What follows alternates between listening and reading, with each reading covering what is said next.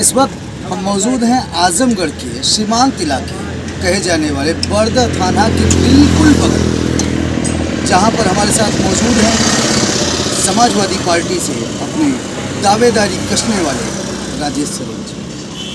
इसके पहले भी इनका सरोकार आपसे हुआ था, बातें कुछ सामने निकल के आई थी, लेकिन वो दौर दूसरा था, ये दौर दूसरा है। ये चुनावी सरगर्मियां बढ़ने का, अपनी कमर कसने का और दो हाथ करने का दौर है। पक्ष और विपक्ष बिल्कुल आमने सामने अपनी तैयारियों में जुटे हुए हैं।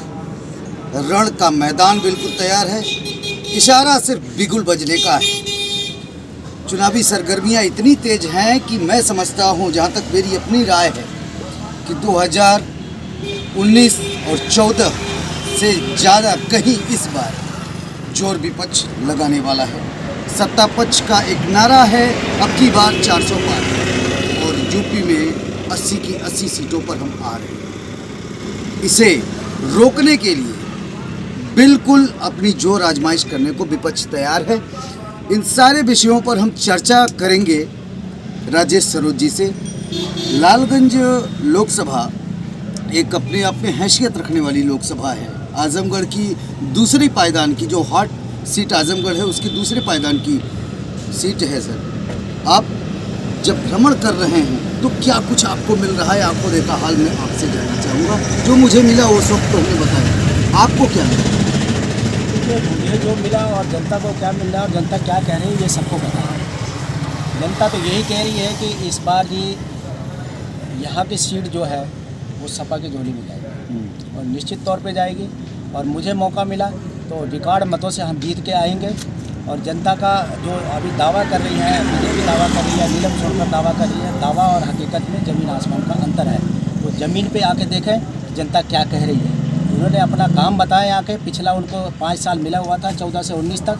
14 से 19 के कार्यकाल में उन्होंने इस लोकसभा लालगंज के लिए क्या किया है, कौन से हॉस्पिटल उन्होंने बनवाया है, क्या स्वास्थ्य सुविधाओं का यहाँ पर उन्होंने कोई काम किया है, सिंचाई के ऊपर कोई काम किया है क्या, शिक्षा के ऊपर कोई काम करके दिखाया है उन्होंने।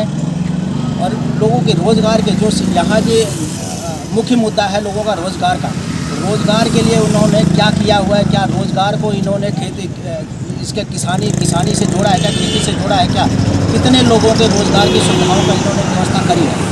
और एक यहाँ की सबसे प्रमुख समस्या है स्वास्थ्य की समस्या। स्वास्थ्य की समस्या आज ऐसी है, सरकार इनकी दोनों जगह है, किसी के ऊपर ये ब्लेम नहीं कर सकते, ये दोषारोपण नहीं कर सकते। इनकी जिम्मेदारी बनती है लोकसभा लालगंज में लोगों को तत्काल स्वास्थ्य की सुविधाएं मिले।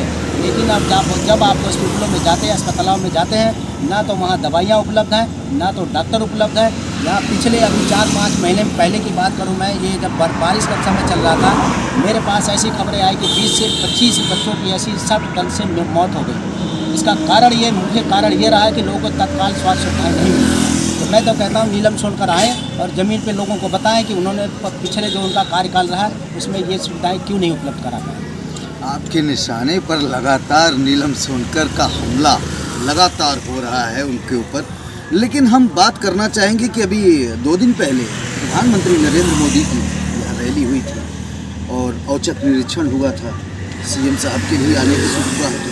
तो ऐसे में क्या इन सारी बातों का जो वहाँ भीड़ देखने को मिली कार्यक्रम स्थल पर, सर, कभी वो भी दौर हुआ करता था कि 2014 के दौरान नरेंद्र मोदी जी की सभा थी तो पंडाल खाली दिखा था, 19 में योगी जी का पंडाल खाली दिखा था, लेकिन इस बार पंडाल से कहीं ज़्यादा बाहर तक मैंने भीड़ देखा है।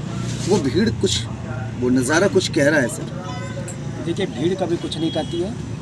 भीड़ का अपना भीड़ तो कोई भी जुटा सकता है, भीड़ पैसे भी जुटाई जा सकती है, भीड़ को किसी रूप में मैनेज करके लाया जा सकता है। लेकिन भीड़ का क्या अभी परसेप्शन क्या है, जनता क्या चाहती है, उन्होंने कभी जानने की कोशिश करी? वो शहरों की बात करते हैं, स्मार्ट सिटी बना रहे हैं, कभी स्मार्ट गांव की बात करी उन्होंने? गांव में आके देखे जरा गांव की क्या स्थिति है अभी बनी हुई है। एक प्रधानमंत्री के तौर पे उनकी जिम्मेदारी है कि शहर और गांव का दोनों समान रूप से विकास होना चाहिए, लेकिन दोनों में बहुत ज़मीन आसमान का अंतर है। गाँव के लोगों के पास रोज़गार भी नहीं है, न उनके पास स्वास्थ्य की सुविधाएँ हैं। शिक्षा के नाम पर माफिया लोग चल रहे हैं यहाँ पर, शिक्षा के नाम पर जर्जर बिल्डिंगें यहाँ पे खड़ी हुई हैं। तो वहाँ पे गांव के साथ कोई दुश्मनी क्या? गांव के लोग इंसान नहीं है क्या? गांव के लोगों के साथ ये सौतेला व्यवहार क्यों किया जाता है? ये माफिया का जब से आपने जिक्र किया, माफिया पे तो बुलडोजर भी चल रहे हैं सर। किन माफियाओं पे बुलडोजर चल रहा है? माफियाओं पे बुलडोज़र ज़रूर चलना चाहिए, लेकिन सारे माफियाओं पे बुलडोज़र चलना चाहिए। किसी को आप सेलेक्टिव अप्रोच करके किसी एक पे बुलडोज़र नहीं चला सकते। धन्यवाद। राजेश सरोज समाजवादी पार्टी के नेता हैं, लोकसभा लालगंज से प्रत्याशी की होड़ में हैं। अब इशारा किसके ऊपर है, लोकसभा का टिकट इनके राष्ट्रीय अध्यक्ष अपना भरोसा किस पर जताते हैं, मौका किसे देते हैं, ये आने वाले दिनों में तय होने वाला है। लेकिन बहुत कुछ छोटी बातों में बड़ी बातें कर गए राजेश सरोज जी।